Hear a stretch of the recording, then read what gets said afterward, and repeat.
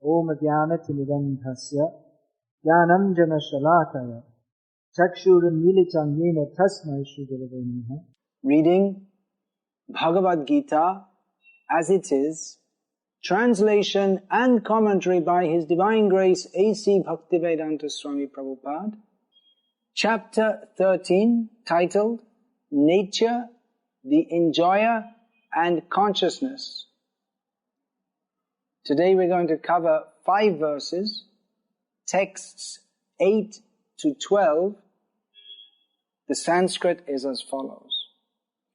Amanitvam adhambhitvam ahimsa kshantir arjavam acharyo pasanam shocham sthiryam atma vinigraham indriyarteshu vairagyam anahankara evacha janma mrityu charavyadhi dukkha doshanudarshanam asaktir anabhishvanga putra dara grihadishu nityam cha samachittatvam ishtan ishtopapattishu mai chananya yogena bhaktiravya vicharini vivikta desha sevitvam aratir jana sangsadi adhyatma jnana nityatvam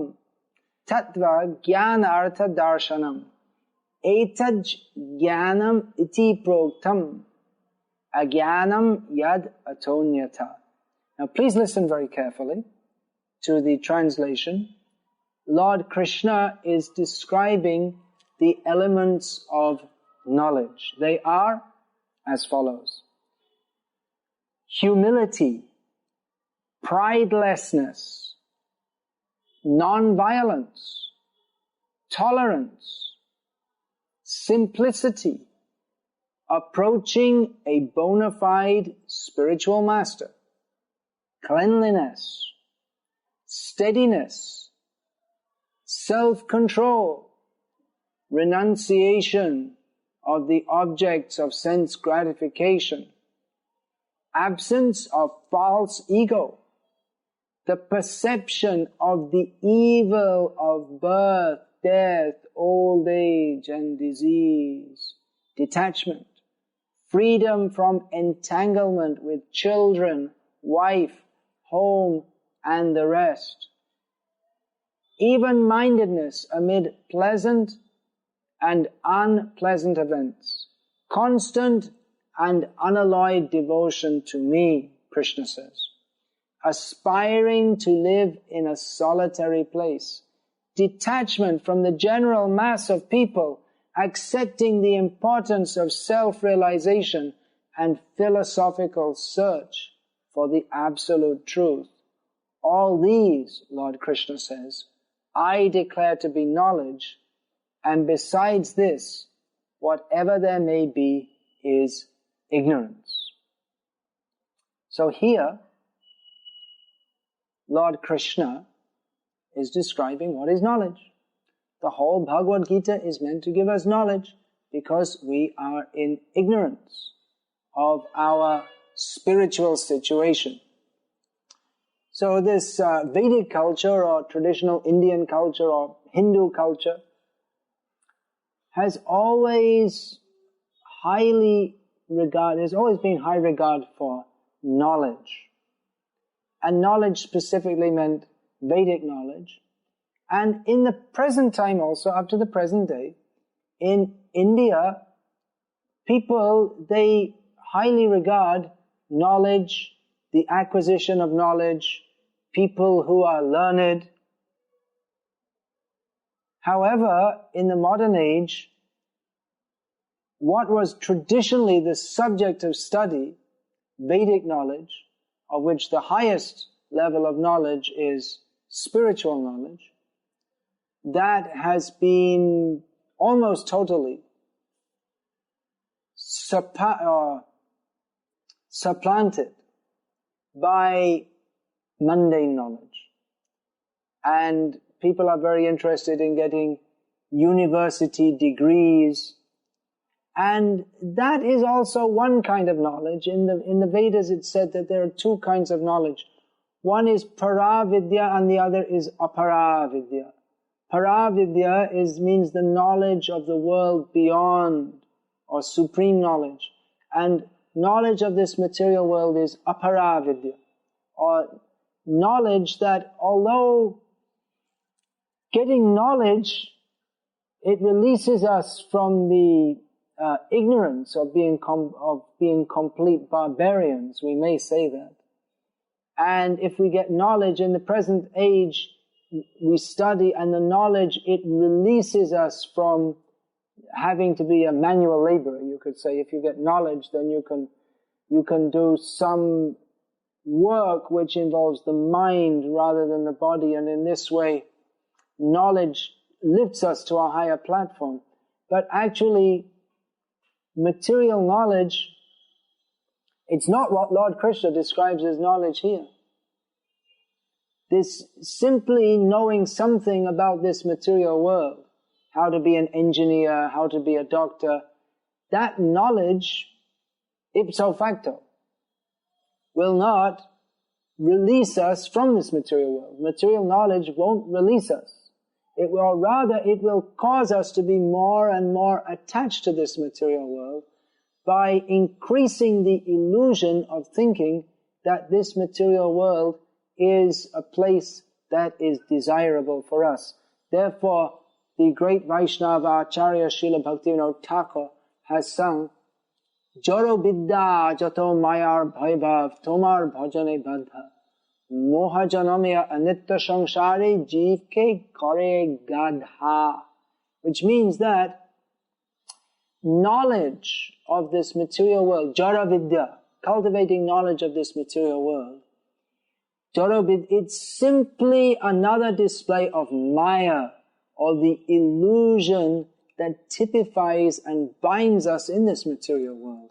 And it is an obstacle in worshipping Krishna, because we become enamored by that. That, oh, this is so, why, I don't need Krishna, I can just study and I'll become very great and I'll become very proud. I have a MSc, PhD, Nobel Prize, and what do I need Krishna for? This illusion is increased by mundane knowledge. And within this material existence, it makes us, in mundane knowledge makes us into an educated ass. This is the conclusion of Bhaktivinoda Thakur, who himself was actually highly educated in this mundane knowledge. He was, in the 19th century, from one of the first batches of Indians who were given Western education in English medium, but later he regretted that what treasure we have in our own culture, the spiritual knowledge of the Vedas, of the Bhagavad-gita, of Srimad Bhagavatam. So he regretted that he had, in his own language, become somewhat like an ass. That analogy is there because an ass carries heavy weights. Big, you'll see asses, they carry big piles of washing cloth to be washed, or heavy rocks, and it doesn't do any benefit to the ass to carry this, but nevertheless the ass is, for no reason, a very proud, the ass has nothing to be proud of, he's just an ass. If you want to insult somebody, you call him an ass. But nevertheless he's proud. Oh, I'm an ass. So in the same way we become proud by accumulating knowledge that ultimately does us no good whatsoever, because it doesn't fit within the description of knowledge given by Lord Krishna, and therefore he says that all else besides this is ignorance, and that's a fact. We may be a brilliant mathematician or a brilliant or at least a competent engineer or doctor or whatever, but if we don't understand who we are or what the purpose of life is, then at the time of death, that's the time of testing, it doesn't help us at all. There's a story in this regard, that one scholar was walking, doing a research tour in the outback of Bengal in the days before there were bridges and motor transport and all these things. So in Bengal there are so many rivers, and you'll have to cross that with a boatman.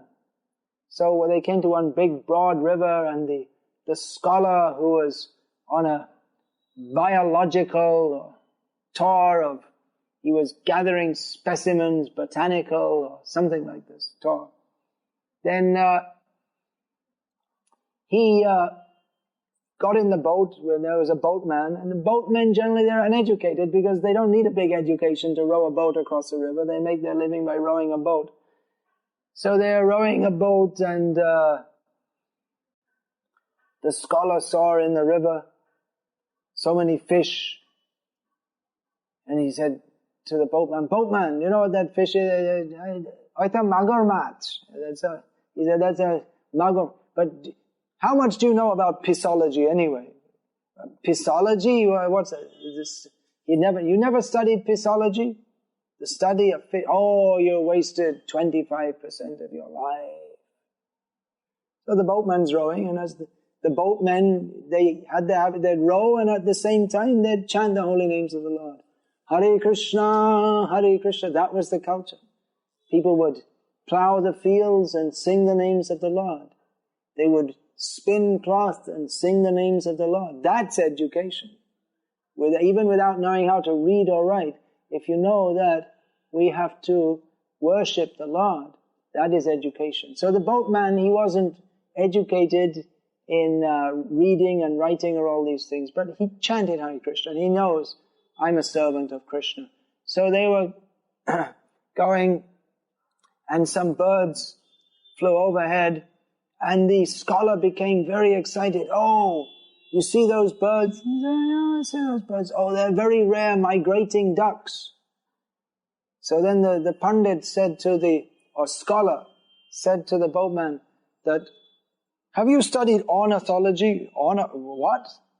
You haven't studied ornithology? You've wasted 50% of your life.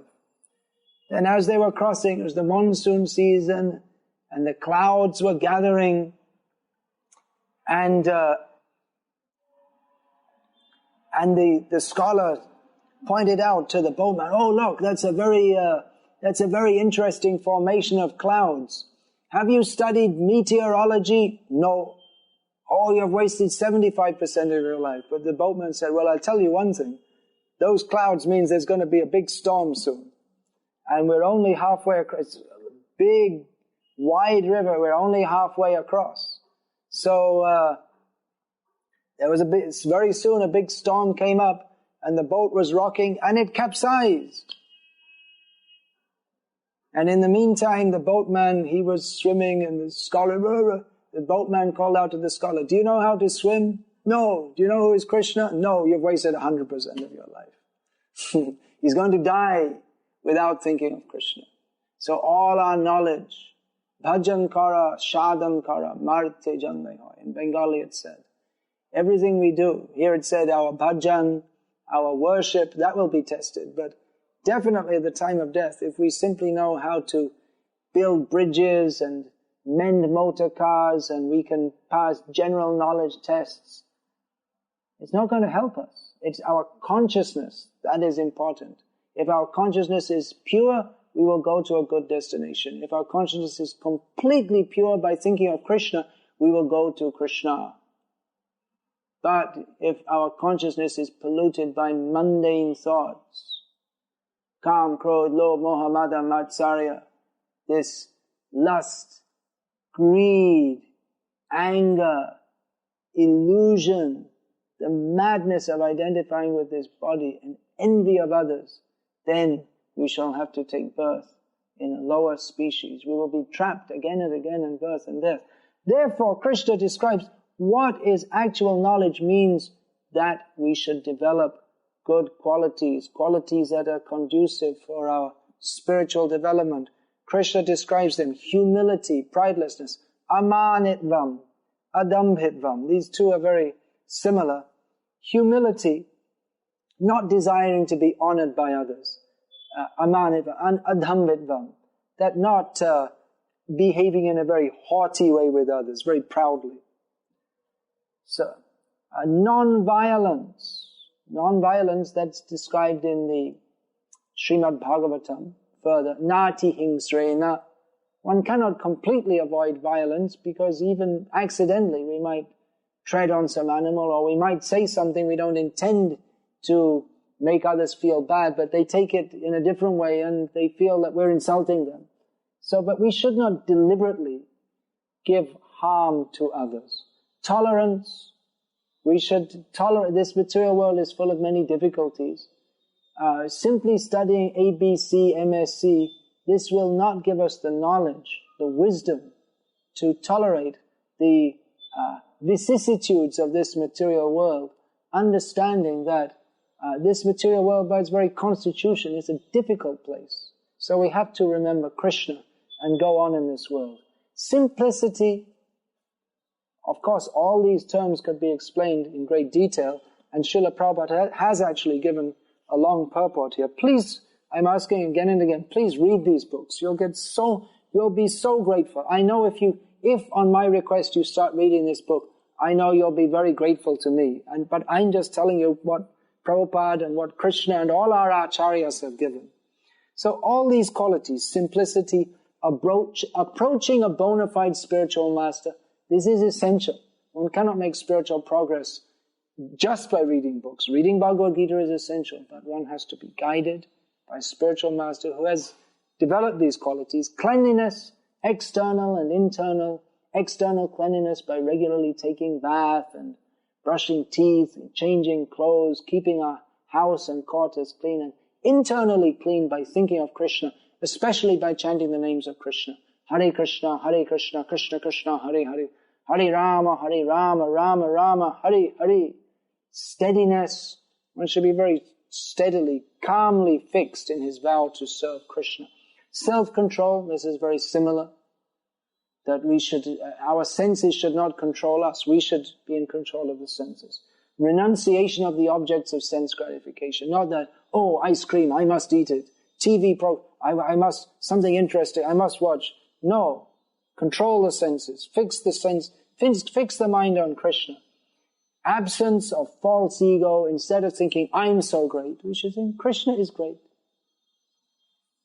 The perception of the evil of birth, death, old age and disease. One should move in this world seeing all the time this is the world of death. So there are more and more qualities described. Unfortunately, there's not enough time to describe them all. But the most important of them all is, as described here by Lord Krishna, Mai chanyena yogena bhakti avyabhicharini.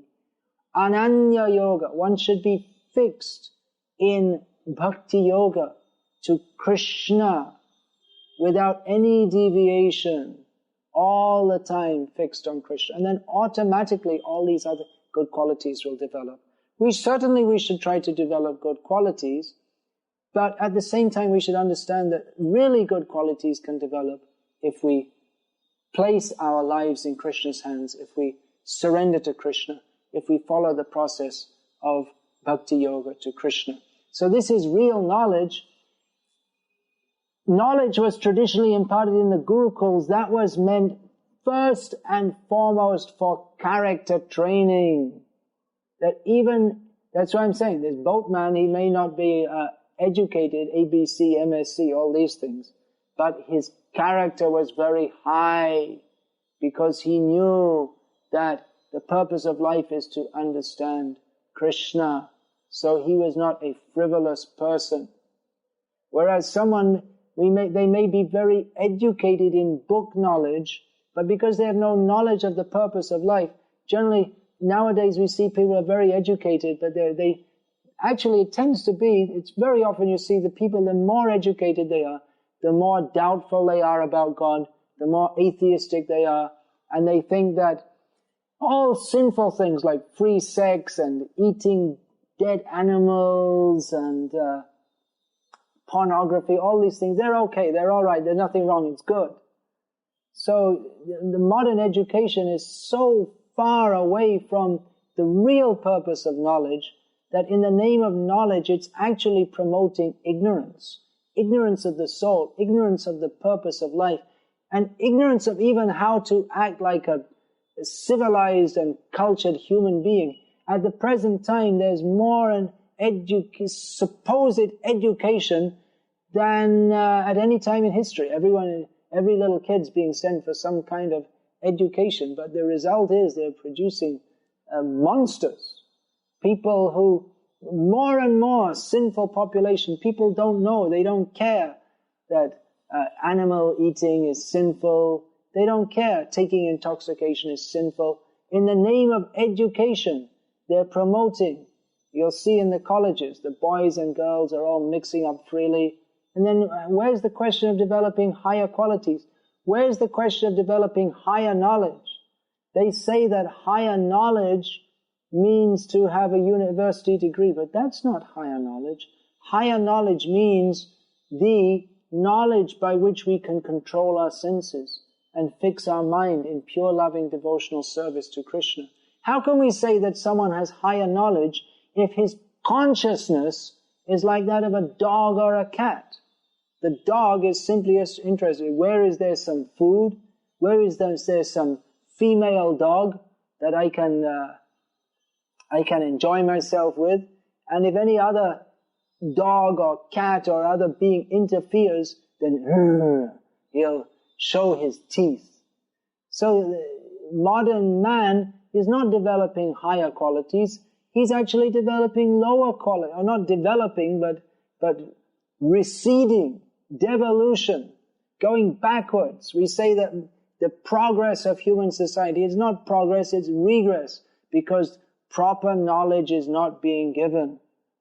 Real knowledge is being given here in Bhagavad-gita. This one Bhagavad-gita is worth more than all the Nobel Prizes and all the PhDs and all the MSCs. If any person can understand one line from this Bhagavad-gita, they become an actually educated person. Whereas all this so-called knowledge, if you end up forgetting Krishna, then you become a dog and a cat in your next life. Why? Because you're acting like a dog and a cat in this life. So please take this knowledge very seriously. It's not just some religious time pass. This knowledge is the knowledge of the real purpose of life. So please study this Bhagavad-gita as it is, take it very seriously, and imbibe this knowledge in our hearts by always and everywhere, remembering that Krishna is the Supreme Lord, and we have to chant His holy names, Hare Krishna, Krishna Krishna, Hare Hare, Hare Rama,